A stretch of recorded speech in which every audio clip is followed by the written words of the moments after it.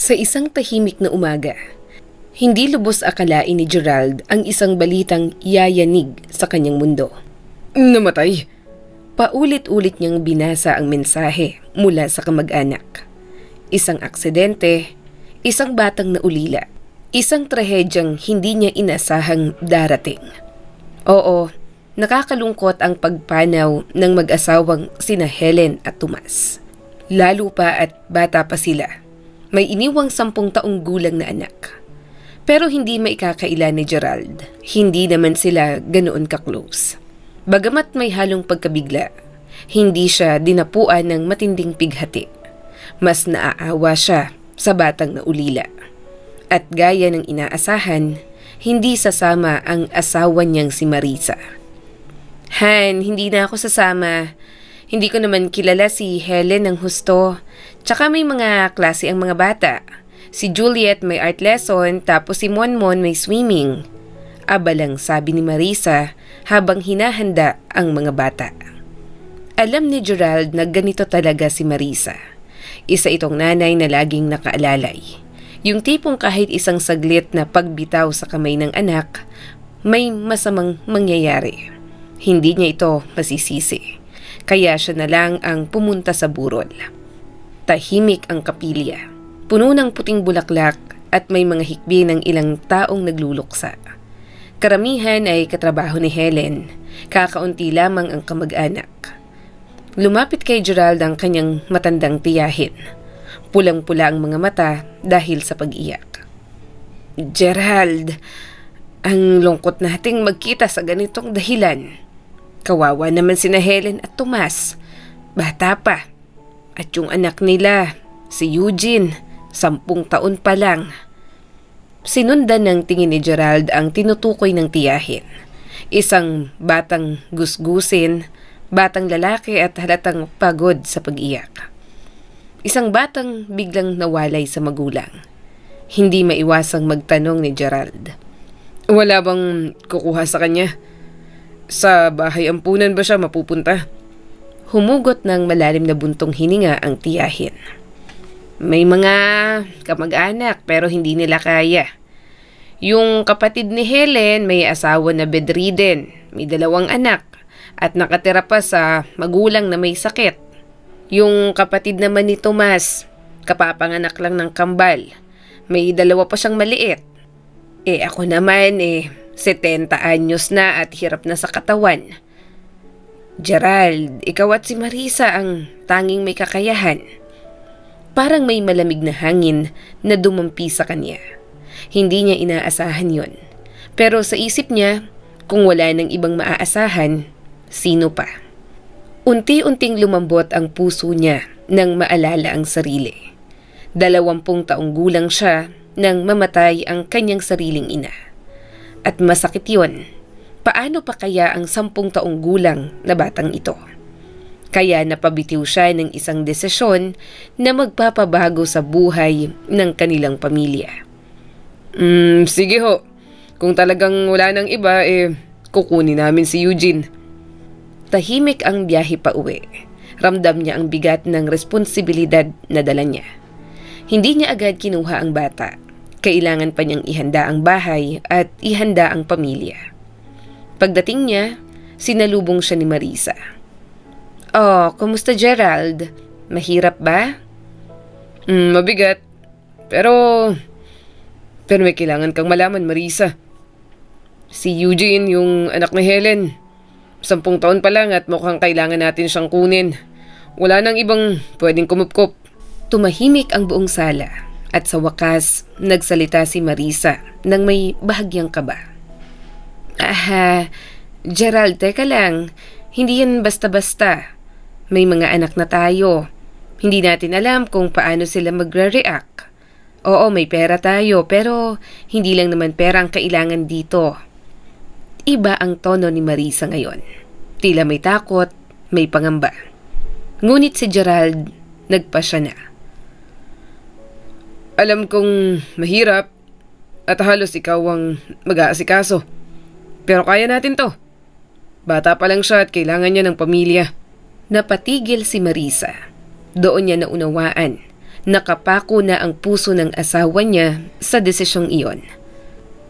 Sabihin na natin sa mga bata, na pabuntong hiningang sabi ni Marisa. Sa kani-kanilang kwarto, abala ang mga bata sa homework. Hindi nila alam na ilang minuto mula ngayon ay magbabago ang mundo nila. 3 silid lang ang bahay ni Gerald at Marisa. Komportable, maaliwalas at sapat lang para sa kanilang 4. Ang pinakamaliit na kwarto, pag-aari ni Louie, 9 na taong gulang. Si Juliet, 14 at may mas malaking silid. Puno ng mga poster, halaman at mga gamit na pang-arte. At ang pinakasentro ng bahay, ang kanilang malaking living room, ang puso ng pamilya. Doon nagtipon ng lahat nang ipatawag sila ni Gerald. Mga anak, may sasabihin ako. Si Helen at ang asawa niya pumanaw sa aksidente. Naiwan ang anak nila na si Eugene, 10 taong gulang. At bukod sa atin, wala nang ibang pwedeng kumupkup sa kanya. Kaya titira siya rito sa atin. Tumahimik ang sala, isang katahimikang puno ng tensyon. Si Juliet ang unang nagsalita. Nakasimangot ito, pilit na mahinahon pero may diin. At bakit tayo? Hindi ko kailangan ng bagong kapatid. Kung pwede nga, ipaampun na yan si Louie, tapos magdadagdag pa tayo ng isa pang pasaway na bata. Sumabog agad ang inis ni Louie. Tumahimik ka, ate. Ikaw kayang ipaampon. Dad, unahin yung ipamigay si Ate Juliet bago kayo kumuha ng kung sino. At hindi ko siya ka-share sa room. Never. Tama na. Mahigpit ang boses ni Gerald at pinutol ang sigawan ng mga ito. Hindi tayo bumoboto dito. Tapos ng usapan. Kukunin natin si Eugene. Hindi na yan pwedeng bawiin. Ang pag-uusapan natin ngayon ay saan natin siya patutulugin. Parang sabay na sumimangot ang dalawa. Parehong pinipigilan ng luha. Parehong may takot sa pagbabago. Pero nagpaliwanag si Gerald. Walang space sa kwarto ni Louie para sa isa pang kama. Kaya kailangan yung magpalitan. Juliet, lilipat ka sa maliit na kwarto. At ang boys naman ay doon sa malaking kwarto para magkasama sila. What? Hindi ako aalis sa kwarto ko. Inayos ko yun eh. Pinaghirapan ko. Bakit ako ang mag-a-adjust? Bakit hindi si Louie? Bakit hindi kayo? Alam mo, Dad, tatakasan ko na lang kayo. Bala na kayo dyan. Napasinghap at nangingilid ang mga luha na sabi ni Juliet. Juliet, huwag kang ganyan. San ka pupunta? Tanong ni Marisa. Tuloy-tuloy pa ang pagdadrama ng dalagita. Hindi ako aalis. Pero fine, since kawawa masyado si Eugene, ako na lang ang magsasacrifice. Magtatrabaho na lang ako bilang waitress o cleaner. Total, kailangan niya ng bagong room. Kukunin niya pati yung sa akin, pati yung art lessons ko. Sige, kayo nang bahala sa bago niyong anak. At bago pa sila makasagot, humagibis palabas si Juliet. Hindi na naghintay kung tatawagin siya. Parang lumulubog ang tiyan ni Marisa habang pinapanood ang anak na nagsasara ng malakas ng pintuan ng kwarto. Hindi nagpahuli si Louie. Aalis din ako. Ayoko ng stranger dito. Hindi ko siya kakilala tapos titira na lang bigla. Nanginginig at nakapamewang na sabi ni Louie. Galit din ito tulad ng ate niya. Nag-walk out pa. Naiwan sa sala sina Gerald at Marisa. Tahimik, parehong napahawak sa ulo. Sa halip na makatulong ang planong pagtulong, parang lumala pa ang alon sa loob ng bahay. Gerald, napabuntong hiningang sabi ni Marisa. Hindi ko alam kung ready tayo. Hindi ko alam kung ready ang mga bata. Hindi pa nga pumapasok si Eugene dito sa bahay natin, pero napipikon na agad sila. Hindi ko gusto ang nangyayari. Nasisira ng relasyon natin sa sarili nating mga anak. Huminga ng malalim si Gerald. Mahal, mga bata pa sila. Hindi pa nila naiintindihan ngayon pero darating yung araw na matatanggap nila si Eugene. May adjustment period lang pero ang immediate problem, Saan siya matutulog? Napatingin sa paligid si Marisa. Gerald, please. Huwag sa kwarto ng mga bata. Kung pipilitin natin si Juliet na lumipat, baka naman lalong magrebelde. Si Louie naman ayaw din. Ayokong lumala pa ito. Siguro dito na muna siya sa living room. Napatingin si Marisa sa sala. Sa mga dekorasyong maingat niyang pinili. Mga kortinang pinagsumikapan niyang hanapin. Mga planters na tinernohan niya ng carpet. Mga frame ng pamilya. Ito ang pinakahalagahan niyang parte ng tahanan. At ngayon, kailangan niyang magbigay. I love this room. Lahat ng pinili ko dito, pinag-isipan ko. Pero kung wala nang ibang choice, gagawa tayo ng sulok para kay Eugene dito. Masuyo siyang niyakap ni Gerald. Walang mawawala sa atin kung magbukas tayo ng kaunting espasyo. May mawawala lang kung hindi tayo marunong magbigay. Kinabukasan, bago pumasok si Gerald sa trabaho, dumaan muna siya sa bahay ng tiyahin kung saan pansamantalang nakikituloy si Eugene. Madilim pa ang langit, tahimik ang buong barangay, at sa malayong bahagi ng bakuran, naroon ang isang batang nakaupo sa maliit na bangko. Yakap-yakap ang lumang backpack na puno ng punit-punit na gamit. Si Eugene, 10 taong gulang, matamlay, namumugto ang mga mata, at parang hindi alam kung saan siya dadalhin ng buhay. Eugene, handa ka na ba? Dahan-dahang tumango ang bata, pero hindi nagtataas ng tingin. Tito, pwede pa po ba akong bumisita kay Mama at Papa? Mahina ang boses na tanong nito. Parang binutas ng tanong na yon ang puso ni Gerald. Oo naman anak, hindi kita pipigilan. Kahit kailan mo gusto, pupuntahan natin sila. Tumango si Eugene, pinapahid ang luha gamit ang manggas ng lumang jacket. Mabigat ang katahimikan sa loob ng sasakyan habang binabagtas nila ang daan pa uwi. Walang imik si Eugene, malayo ang tingin, parang lumulutang sa alaala ng nagdaang trahedya. At sa bawat kilometro, pakiramdam ni Gerald ay lalong lumalayo ang bata sa dating mundo at papalapit sa isang tahanan na hindi pa sigurado kung tatanggap sa kanya. Pagsapit nila sa apartment, sinalubong sila ng amoy ng bagong lutong sinigang. Si Marisa, pilit na ngumiti, kahit halatang kinakabahan. Hi, Eugene, ako si Tita Marisa. Halika anak, pumasok ka. Pumasok ang bata bit-bit ang backpack na halata sa bigat, hindi dahil sa laman, kundi dahil sa mga natitirang alaala. Pero bago pa siya makapaglakad papasok ng maayos, dahan-dahang bumukas ang pintuan ng kwarto ni Juliet. Isang matalim na tingin ang sumalubong kay Eugene. So, ikaw pala si Eugene? Nakahalukip-kip at malamig ang boses na sabi ni Juliet. Tumingala ang bata at mabilis na tumango. Opo. Huwag mo lang gagalawin ng mga gamit ko at huwag kang mag-iiwan ng kalat. Tsaka hindi kita kapatid Klaro lang tayo doon. Juliet? Saway ni Marisa. What? Totoo naman. Dadating ka nga sa amin dito. Kami pa yung mag-a-adjust. Mabuti ng malinaw. Nakapako lang ang tingin ni Eugene sa sahig. Parang naglaho ang lakas ng loob niya. Sumilip naman mula sa kabilang pintuan si Louie. Ang taba mo pala sa personal. May pangaasar at nakangising sabi ni Louie. Nagulat si Eugene, hindi niya alam kung paano sasagot. Louie, tama na yan. Sabi naman ni Gerald. Sinasabi ko lang. At bumalik ito sa kwarto, hinihila pa ang pinto ng malakas. Hindi alam ni Eugene kung saan siya lulugar. Hindi niya alam kung dapat ba siyang humingi ng tawad sa hindi niya kasalanan. Para siyang estrangherong naliligaw sa isang pamilyang may sariling mundo. Dinala siya ni Marisa sa living room.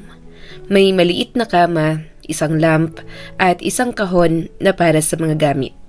Simple, maliit, pero may ngiti pa rin si Marisa habang ipinapakita ito. Eugene, dito muna ang lugar mo anak. Kung may gusto kang palitan o idagdag, sabihin mo lang ha. Maingat at malumanay, nasabi ni Marisa.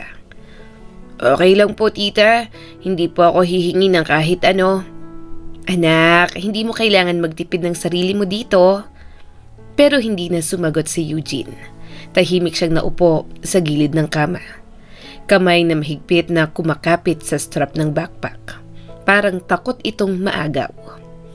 Tahimik ang hapunan, naririnig ang bawat kaluskos ng kubyertos. Naririnig ang mabibigat na buntong hininga. Naririnig ang bawat pag-iwas ng tingin ng dalawang bata. Eugene, anak, gusto mo bang dagdagan ko ang kanin mo? Tanong ni Gerald. Umiling si Eugene. Busog pa po ako. Pero halata, wala pa siyang kinakain mula kanina. Baka naman nagtatago ng pagkain. Pabulong na sabi ni Juliet at puno ng pahaging. O baka iiyak na naman, dugtong pa ni Louie. Sa puntong yon, napakagatlabi si Eugene. Pilit pinipigilan ng luha, pilit naging matatag. Pero isang patak ang tumulo, tumama yon sa kutsara. Agad siyang tumayo. Sorry po, pasensya na po, sorry. At tumakbo siya pabalik sa maliit niyang sulok sa living room. Tumigil ang buong hapag at unti-unting nakaramdam ng bigat ang puso ni Marisa. Lumapit si Marisa kay Gerald habang naghuhugas ng plato. Gerald, hindi ko kayang makita siyang ganoon. Pinapasok natin siya dito pero parang lalo siyang nag-iisa. Mahinang sabi ni Marisa. Tahimik lang si Gerald pero ramdam ang bigat sa kanyang puso. Marisa, tulungan natin siya. Hindi siya dapat maging istorbo, dapat maging anak. Mula nang dumating si Eugene, unti-unti nang nagbago ang takbo ng buhay sa pamilya ni na Gerald at Marisa. Hindi ito madali, hindi ito maaliwalas, ngunit sa kabila ng lahat, patuloy ang pag-ikot ng mundo. At ang mga sugat, tahimik na lumalalim. Ang unang sakripisyo ng mag-asawa. I-enroll si Eugene sa mas murang paaralan. Hindi sa prestihiyosong school na pinapasukan ni na Juliet at Louie. Hindi ito patas para kay Marisa. Hindi ito katanggap-tanggap, pero sinuong niya ang konsensya alang-alang sa kapayapaan. At sa bawat araw na lumilipas, lalo siyang nalalapit sa batang minsan ay estranghero sa kanilang tahanan. Napapansin ni Marisa ang lahat, lalo na kung tungkol kay Eugene. Tahimik itong kumikilo sa bahay. Lagi sa gilid, lagi nag-iingat na hindi makaabala. Hindi siya palasagot, hindi siya reklamador, at higit sa lahat, hindi siya mapanakit. Pero bakit ganoon? Bakit sobrang sama ng ugali ni na Juliet at Louie sa kanya? Sa tuwing tatawagin nilang pangit at ampon, para bang tinutusok ang puso ni Marisa.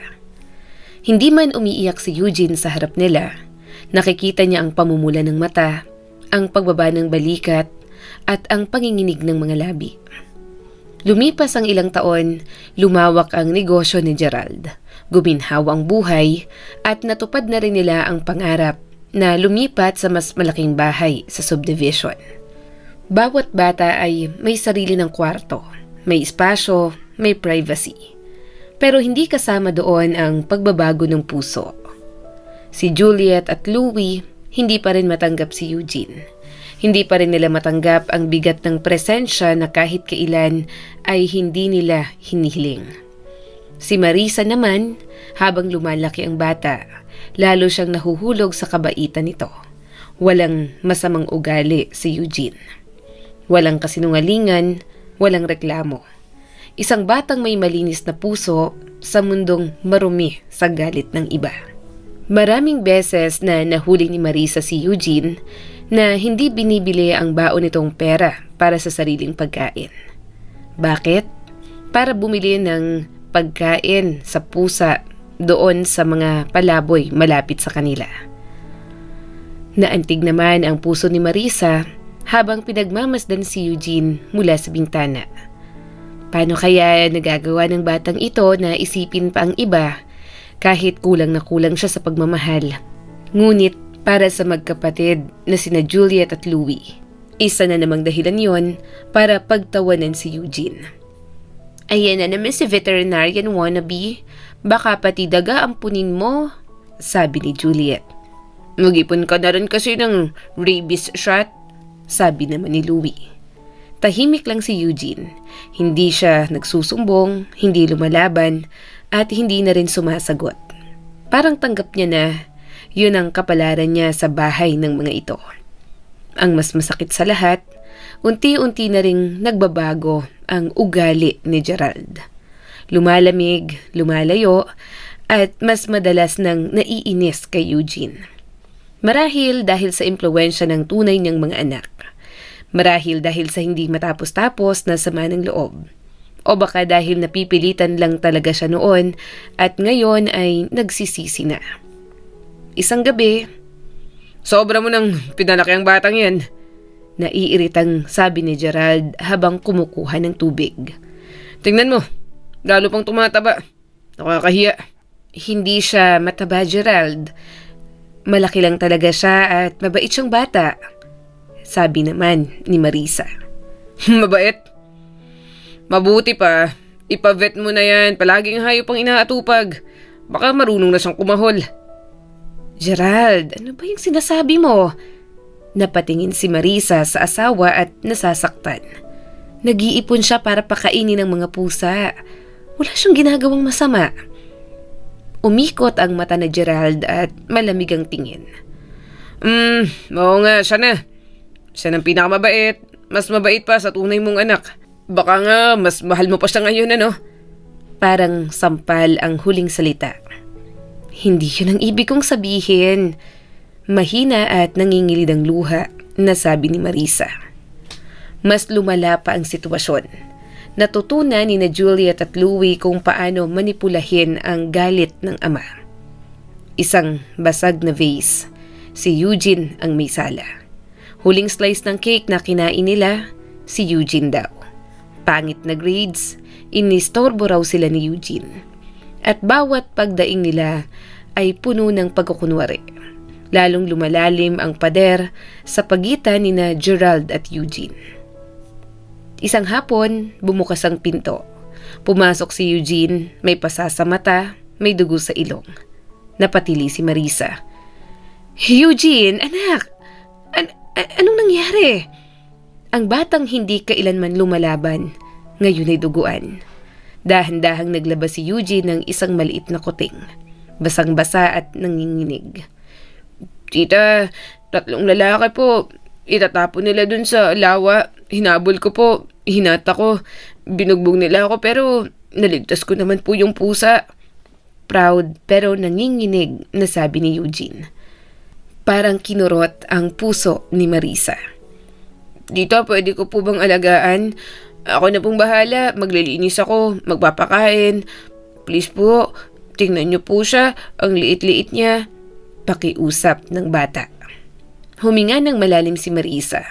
At sa unang pagkakataon, hindi niya inisip kung magagalit si Gerald.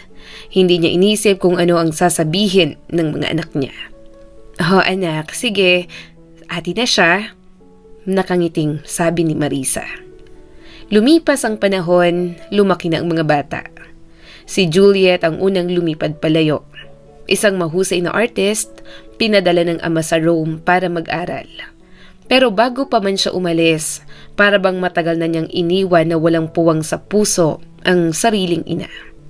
Tumatawag man paminsan-minsan, alam ni Marisa, matagal nang hindi siya kasama sa mundo ng anak. Si Eugene ang sunod na nagtapos. Maari sana siyang mag-abroad, may mga nag-alok, may kakayanan sila, pero hindi niya tinanggap. Tita, gusto ko dito. Gusto kong mag-veterinary school. Pangarap ko po yun. Puno ng ngiti na sabi ni Eugene. At doon unang beses na naramdaman ni Marisa ang isang bagay. Pride, love, at takot. Takot na baka hindi yon maramdaman ng tunay niyang asawa. Hindi naging madali ang landas ni Eugene patungo sa pangarap niyang maging veterinaryo. Sa unang pagsubok ay nabigo siya. Hindi siya agad nakapasa, pero hindi siya nagreklamo. Hindi rin siya sumuko. Sa halip, tumanggap siya ng trabaho bilang orderly sa isang veterinary clinic. Nagwawalis, naglilinis ng kulungan, nag-aalaga ng mga sugatang hayop. Ilang taon din siyang nagtiyaga roon. Tahimik na nag-ipon ng karanasan at lakas ng loob. Maraming nag-alok sa kanya ng trabaho sa ibang bansa. Mas malaking sahod, mas maginhawang buhay, ngunit tinanggihan niya. Hindi dahil sa takot, kundi dahil kay Marisa. Naalala niya kung paanong halos mabasag ang puso ng kanyang foster mother nang umalis si Juliet patungo sa Rome. Nakita niya kung paanong unti-unting gumuho ang samahan ng pamilya. Ayaw na niyang magdagdag pa ng sakit. 1 taon makalipas, si Louie naman ang umalis.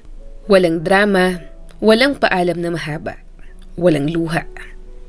Umalis siya na parang wala lang. Parang hindi kailanman nagkaroon ng kapatid na tinatawag na Eugene. Parang hindi kailanman naging tahanan ang bahay na yon. At doon, ramdam ni Marisa na isa na namang piraso ng kanyang puso ang nawala. Isang gabi, habang tahimik ang bahay, binasag ni Gerald ang katahimikan. Marisa, napalaki na natin ang ating mga anak. Naipadala natin sila sa magandang kinabukasan. Lampas pa nga sa ating inaasahan. Panahon na para isipin naman natin ang ating mga sarili. Matatag at walang emosyon na sabi nito. Hindi na umasa si Marisa sa isang masayang sagot. Matagal na niyang nararamdaman ang lamat sa kanilang pagsasama. Maingat at nanginginig ang boses nang magsalita si Marisa. Ibig bang sabihin, hindi pa tayo namumuhay para sa sarili natin noon? Ikaw siguro, sabi ni Gerald. Ang buhay mo umiikot sa bahay na to, sa mga bata, sa TV sa gabi. Ako may mga pangarap pa akong gustong tuparin, mas buo at mas totoo. Huminga siya ng malalim bago tuluyang ibagsak ang masakit na katotohanan. May ibang babae na ako. Matagal na at gusto kong makasama siya. Namutla si Marisa. Ako? Ano nang mangyayari sa akin? Pabulong niyang tanong. Mabubuhay ka katulad ng dati. Wala lang ako. Sa iyong bahay, sa iyong pera. Kasama mo pa ang paborito mong si Eugene. Kaya huwag kang mag-eksena. Hindi na tayo mga bata. Walang emosyon na sabi nito. Tiningnan niya si Marisa mula ulo hanggang paa. Hindi ka pa naman sobrang tanda. Makakahanap ka pa ng iba. Napahiyaw na sa sakit si Marisa. Nababaliw ka na ba? Sino hahanapin ko? Hihintayin mo munang umalis ang mga anak. Tumanda ako. Tapos ngayon iiwan mo ako? Hindi ka nag-iisa. May isang anak ka pang natitira, si Eugene. Siguradong hindi ka niya niiwan. Baka pati itong bahay punuin niya na ng pusa at aso. Malaki naman ang bahay, hindi ba? Habang binibitawan ang mga salitang yon, patuloy si Gerald sa pag-iimpake. Tahimik ngunit desidido. At sa gabing yon, gumuho na ang pamilya. Hindi na nagsusumamo si Marisa. Hindi na nagmakaawa dahil alam niyang wala na rin namang saysay. Umiiyak siya hindi para pigilan ang lalaki, kundi para sa buhay na inialay niya sa kanyang pamilya, pero iniwan na lang siya ng ganoon. Pag-uwi ni Eugene, wala na si Gerald. Ang bahay ay tahimik, masyadong tahimik. Natagpuan niya si Marisa sa sofa. Nanginginig at namumugto ang mga mata. Anong nangyari? Nag-aalalang tanong ni Eugene. Ayos lang ako anak. Pilit ang ngiti nito pero tumulo pa rin ang mga luha. Umalis na ang tatay mo. May bago na siyang buhay. Ayaw niya na sa atin. Muling pumatak ang luha niya. Lumapit si Eugene at mahigpit siyang niyakap. Ang babaeng naging ina niya sa loob ng maraming taon. Huwag kang umiyak. May mga bagay talagang hindi na natin kontrolado. Pero hindi tayo iwan. Ipinapangako ko yan. Mahinang bulong ni Eugene. Balang araw, Eugene, aalis ka rin. Babalik sina Juliet at Louie. Baka pati ang tatay mo at ako magiging pabigat na lang. Huwag mong sabihin yun, ma. Darating ang araw na magiging masaya ka ulit. Hindi kita iiwan. Hindi kailanman. Mahigpit na niyakap ni Eugene si Marisa. Lumipas ang mga taon, unti-unting gumaling ang mga sugat. Hindi dahil nakalimutan ni Marisa ang sakit, kundi dahil natutunan niyang mabuhay kasama nito. Tinanggap niya ang pagtataksil ng asawa. Tinanggap niya ang katahimikan ng isang malaking bahay na dati puno ng ingay ng mga bata. Tinanggap niya ang katotohanang walang nagmamadaling bumalik. Kasama niya lamang ay si Eugene, ang batang minsang itinuring na pabigat ng lahat, ngunit naging tanging sandigan niya sa pagtanda. Si Juliet, matapos makagraduate ay nanatili na sa ibang bansa. Doon na rin nagkaasawa, bihira ng tumawag, at mas bihira pang umuwi. At si Louie, bumalik sa bansa nang hindi man lang tinapos ang pag-aaral. Ngunit tila sinuwerte ang buhay. Nakapagsimula ng negosyo, nakapag-asawa, at sa tulong ng ama, nakabili ng sariling apartment. Paminsan-minsan siyang bumibisita kay Marisa. Madalas may kailangan at halos hindi na nakilala ni Marisa ang manugang. Isang babaeng malamig ang tingin at parang laging nagmamadali. Ngunit sa kabila ng lahat, nanay pa rin si Marisa. At darating ang araw na kakailanganin siyang muli ng anak. Isang hapon, dumating si Louie sa bahay. Maputla, seryoso at halatang balisa. Ma, may problema ako. Ano yun, anak? Nag-aalalang tanong ni Marisa. Nalugi ang negosyo ko. Sinubukan kong iligtas pero lalo lang lumala. Sa madaling sabi, lubog ako sa utang, ma. Parang bumigat ang hangin sa sala. Anak, Louie, wala naman akong ganun kalaking pera. Kinausap ko na si Dad. Tutulong sana siya pero hindi rin siya okay ngayon. Pagtatapat ni Louie. Ikaw na lang ang natitira, ma. Huminga siya ng malalim, saka binitiwan ang salita na parang kutsilyo. Kung hindi ko ito mababayaran, baka mamatay ako. Baka ipapatay ako. Hindi ka ba natatakot na matagpuan akong patay? Nanginig ang kamay ni Marisa. Hindi Louie. Pero anong magagawa ko? Walang paligoy-ligoy na sumagot si Louie. Ang tanging paraan ibenta na tong bahay. Sakto lang ang halaga para mabayaran ng utang. Na-check ko na, ma. Parang may gumuho sa dibdib ni Marisa. Pero anak, saan kami titira ni Eugene? Madali lang yan, ma. May 3 kwarto kami ng asawa ko. Doon ka muna at may space naman. At paano si Eugene? Nag-aalangang tanong ni Marisa. Matanda na si Eugene. Hayaan mo na siyang mamuhay mag-isa. Iritableng sabi ni Louie. Hindi na siya yung batang ulila na kinuha niyo noon. Pero anak, kapatid mo si Eugene. Napangiti si Louie, ngunit hindi yun ngiting masaya. Kapatid, anak mo pala siya. So siya, hindi pwede mawala ng bubong. Pero ako pwede palang ilibig ng malamig ang ulo sa lupa. Tumayo siya at naglakad papalabas. Salamat na lang, ma. Nagpapanik na si Marisa. Sandali, Louie, sige. Kung wala ka ng ibang paraan ibenta na lang itong bahay. Sakto namang dumating si Eugene. Ipinaliwanag ni Louie ang lahat. Tahimik lang na nakinig ang binata. Pagkatapos ay ngumiti. Simple at walang sama ng loob. Ano pa bang pag-iisipan? Kung yan lang ang paraan ibenta na natin. Nagulat si Marisa. Ako, pwede akong tumira sa dormitory. Ikaw at saka si Mama. Ma, dun ka na muna kay Kuya. Mas komportable ka ron. Pero Eugene, huwag kang mag-alala sa akin, ma. Bibigyan kita ng panahon at bibisitahin naman kita palagi. At doon, napaupo si Marisa at napaiyak. Napakaraming alaala ang nakaukit sa bahay na yon. At ngayon, iiwan niya yon para tumira sa bahay ng ibang babae. Bilang bisita, hindi bilang may-ari. Nagbago ang lahat. Si Eugene lumipat na nga sa dormitory. Hindi malungkot, hindi galit. Sa wakas ay nagsimula na sa sarili niyang buhay. May mga kaibigan, may pangarap, may lakas ng loob. Ngunit ang iniisip niya palagi ay ang kalagayan ni Marisa. Sa simula, madalas siyang bumisita. Ngunit unti-unti, ramdam niya ang lamig, lalo na mula sa asawa ni Louie. Mga tinging nagsasabing, istorbo ka. Mga kilos na nagpaparamdam na hindi ka welcome. Si Marisa naman hindi kailanman nagreklamo. Medyo malungkot ngunit palaging may ngiti. Palaging sinasabi na ayos lang ako.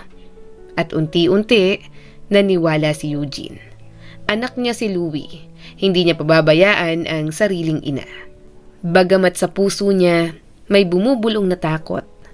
Kung minsang inuna ni Louie ang sarili niya kaysa sa nanay niya, ano ang pipigil sa kanya na gawin yun muli? Sa panlabas, mukhang maayos na ang buhay ni Louie. Unti-unting bumabangon ang negosyo, may pamilya at may sariling tirahan. At dahil doon, naniwala si Eugene na tutupad sa pangako ang kapatid, na balang araw ay bibili ito ng sariling apartment para kay Marisa. Ngunit sa isip ni Eugene, may isang tanong na paulit-ulit na bumabalik. Bakit kailangan mag-isa ang mama niya? Hindi ba't mas mabuting kasama niya ang sariling anak? Dahil doon, binawasan niya ang personal na pagbisita.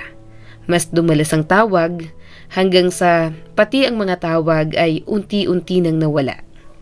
Mas madalas nang si Louie o ang asawa nito ang sumasagot sa telepono. Si Eugene na naman. Maayos si mama. Naglalakad kanina, napagod. Ayun, tulog na. Huwag na nating gisingin. Tawag ka na lang ulit. Walang ganang sabi ng asawa ni Louie. Maaga kaming natutulog, Eugene. Huwag ka na masyadong tumawag ng gabi. Walang tanong tungkol kay Eugene. Walang interes sa buhay niya. Walang malasakit kahit sa kalagayan ng sariling ina. At sa bawat maikling sagot, lumalakas ang kaba sa dibdib ni Eugene. Isang araw ay hindi na siya nakatiis. Kailangan niyang makita mismo si Marisa. Ngunit pagdating niya sa apartment, nakasimangot ang asawa ni Louie. Bakit ba pabalik-balik ka? Sino ka ba para mag-check sa amin? Gusto ko lang pong makita si mama. May sipon siya. Tsaka nagpapahinga. Huwag mong istorbohin. Masungit na sabi nito. Pagkatapos nun, isinara na ang pinto. Sa mga sumunod na pagbisita, walang sumasagot. Tahimik at parang wala nang nakatira. Papalapit na ang graduation ni Eugene sa veterinary school. Hindi niya kayang isipin na hindi makakarating ang babaeng nagpalaki at nagmahal sa kanya. Tumawag siyang muli kay Marisa. Pero si Louie ang sumagot. Ikaw na naman. Gagraduate ka nga pala. Kuya, nasan si mama? Bakit hindi ko siya makausap? Anong mama? May sakit siya. Hindi na pwedeng pumunta sa mga okasyon. Walang emosyon at galit pa na sabi ni Louie. Parang tumigil ang mundo ni Eugene. Buhay pa siya, oo, pero hindi nagagaling. Inilagay na namin siya sa isang nursing home para sa mga chronic patients. Ano? Nanlalamig na tanong ni Eugene. Sige, sisihin mo ako, pero kung ikaw ang nasa sitwasyon ko, gagawin mo rin to. Sino bang gustong mag-alaga ng matandang nakahiga na lang? Natahimik si Eugene. Wala kaming pambayad ng nurse o doktor. Doon may mag-aalaga sa kanya. Sige, bibigay ko sa iyong address. Bisitahin mo kung wala kang magawa. At ibinaba na nito ang telepono. Hindi nagdalawang isip si Eugene. Iniwan niya ang lahat at dumiretso sa nursing home. Sa unang pagkakataon matapos ang mahabang panahon, muli niyang nakita si Marisa. Ngunit halos hindi na siya nito makilala. Isang payat, maputlang matandang babae. Nakahiga, hindi gumagalaw, parang anino ng dating masigla at maalagang ina. Ma! Naluluhang sabi ni Eugene. Hinabol niya ang doktor. Dok, anong nangyari sa nanay ko? May pag-asa pa ba? Sa totoo lang, wala naman siyang malubhang sakit. Maaari pa sana siyang mabuhay ng matagal. Napahinga si Eugene, ngunit sandali lang. Pero nawalan siya ng gana sa buhay. Depressed, ayaw kumain, ayaw magsalita. Ayaw bumangon. Tumama ang mga salita na parang martilyo. Ang kailangan niya ay ang pag-aaruga ng pamilya. At yun ang wala siya. Bumalik si Eugene sa tabi ng kama. Lumuhod siya roon. Umiiyak. Ma, ako to. Patawarin mo ako at hindi na kita iiwan. Marahan niyang hinawakan ang kamay ni Marisa. Mahal kita. Isasama na kita, ma. Aalagaan kita, pangako ko. Dahan-dahang nagmulat si Marisa ng mga mata. Isang mahina ngunit totoong ngiti ang lumitaw. Hinaplos niya ang buhok ni Eugene. Ngunit paano? Wala siyang bahay. Malapit na siyang umalis sa dormitory. Wala din siyang kamag-anak. Ngunit nakahanap siya ng paraan. Tinanggap ni Eugene ang alok na trabaho bilang veterinaryo sa isang liblib na probinsya. Isang lugar na lubhang nangangailangan ng espesyalista. Kasama sa trabaho ang isang maliit na bahay. Hindi marangya, hindi perpekto ngunit sapat. Isang tahanang muling bubuo ng isang pusong minsang winasak. Hindi nagtagal, inilipat na ni Eugene ang kanyang ina sa maliit na bahay sa probinsya. Isang payak na lugar, tahimik, malayo sa ingay ng mga alaala at panlilinlang. Sa panahong yon, unti-unti nang bumabangon si Marisa mula sa matinding depresyon. Hindi dahil sa gamot, hindi dahil sa mga doktor, kundi dahil muli niyang naramdaman na siya ay mahalaga pa, na may nangangailangan pa sa kanya. Isang hapon, habang magkatabing nakaupo sa balkonahe at pinagmamasdan ng palayan, biglang nagsalita si Marisa. Alam mo, Eugene, nung umuwi si Gerald galing sa burol ng mga magulang mo, nang sinabi niyang mag-aampon kami ng bata, tumutol ako. Napalingon si Eugene. Tinanong ko siya noon, bakit pa? May dalawa na tayong anak. Pero tingnan mo ngayon, huminga siya ng malalim. Ilang taon ko nang hindi naririnig si Juliet. Alam ko namang buhay pa siya, may pamilya, pero parang wala na akong anak na babae. Napapikit siya. At si Louie, iniwan niya ako. Parang isang lumang bag, itinapon sa isang home for the aged. May pait sa kanyang boses pero wala nang galit. Pagod na lamang. At si Gerald, ano pa bang masasabi ko? Sandaling katahimikan. Ikaw lang ang nanatili. Ikaw lang ang hindi umalis. Nakatingin si Marisa kay Eugene. Ma, huwag na nating balikan ng nakaraan. Tingnan mo, nandito na tayo. Nagsisimula na ulit. Mahinahon at may ngiti na sabi ni Eugene. Hinawakan niya ang kamay ng ina. Pangako ko sa'yo, masaya magiging buhay natin.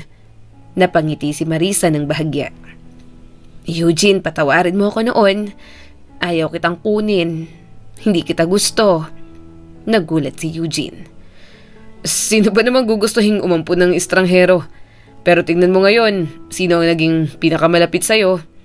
Nagkatitigan sila. Di ikaw, sagot ni Marisa.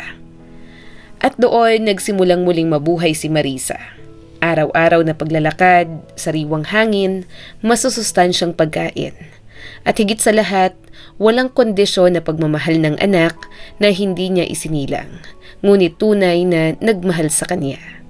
Unti-unting nagkakulay muli ang kanyang mundo. Tininan niya ang kanyang buhok, inayos ang sarili, at muling naging masigla at kagalang-galang na babae sa komunidad. Hindi na lamang siya isang inabando ng ina. Siya na ngayon ang ina ng isang lalaking iginagalang ng buong baryo. Hindi nagtagal, dumating ang isang masayang balita. Magpapakasal si Eugene. Ang napili niya, isang dalagang taga-probinsya. Magandang loob, magalang, at bukas ang puso kay Marisa. Sa kasal, niyakap ng manugang si Marisa na parang tunay na ina. Walang alinlangan at walang panlalamig. At sa handog ng mga magulang ng nobya, isang malaking halaga natupad ang matagal ng pangarap ni Eugene, ang magbukas ng sariling veterinary clinic. Hindi nagtagal, dumating ang mga bata. Una, isang lalaki, sumunod ay 2 babae. Si Marisa na minsang iniwan, ipinagpalit at itinaboy, ngayon ay napapaligiran ng tawanan, iyakan at yakap ng mga apo. Tinuruan niya silang magbasa, pinagluluto, pinakikinggan ng kanilang mga kwento. At unti-unti, tila nakalimutan niya na ang lahat ng sakit ng nakaraan. Sa kanyang katandaan, natagpuan ni Marisa ang tunay na kaligayahan, hindi sa yaman, hindi sa malaking bahay, kundi sa paggalang at pagmamahal. Nabuhay siya ng mahaba. Nakilala pa ang kanyang mga apo sa tuhod. Ngunit minsan, napapansin ni Eugene ang kanyang ina. Nakatayo sa may bintana, nakatingin sa tarangkahan. Tahimik at umaasa. Siguro, naghihintay pa rin siya kina Louie at Juliet, sabi ni Eugene sa sarili. Sa mga nakalipas na taon, tahimik na nagpatuloy ang buhay. Hindi lahat ay may masayang wakas. Hindi lahat ay may pagkakataong magbalik. Nanatili si Juliet sa ibang bansa, may asawa, may sariling mundo.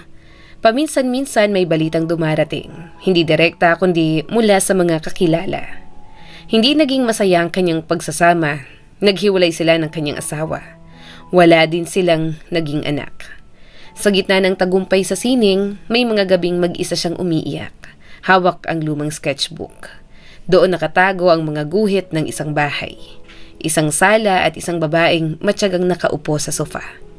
Isang ina na hindi na niya kailanman napuntahan muli. Gusto niya mang umuwi, huli na ang lahat. Ang pintuang matagal niyang isinara, hindi niya na muling nabuksan. Si Louie, matapos mailigtas ang sarili sa utang, ay hindi na muling umangat. Isang maling desisyon ang sinundan ng isa pa. Napagod ang ama sa paulit-ulit na pagsalo sa kanya at sa huli, siya ay iniwan din. Naghiwalay sila ng asawa, nawala ang negosyo at sa gitna ng kaguluhan, doon niya naalala ang ina. Ngunit kapag sinusubukan niyang magtanong, iisa lang ang sagot. Matagal na siyang wala. At sa bawat gabi, habang nag-iisa sa maliit na inuupahang silid, doon niya unang naramdaman ang bigat ng salitang inabandona. Ang kwentong ito ay nagpapaalala sa atin. Hindi dugo ang batayan ng tunay na pamilya, kundi ang pananatili, ang pag-aaruga, at ang pagmamahal na hindi umaalis kahit kailan. Minsan, yung mga taong inaasahan mong mananatili at magmamahal sa'yo, sila pa tong mangiiwan. At yung mga tao na hindi mo naman tunay na pamilya o kadugo, sila pa ang tunay na may pagmamahal at malasakit. Muli, ako po si Skylar Guro at sana ay may bago na naman kayong natutunan sa kwento natin ngayon. Maraming salamat po.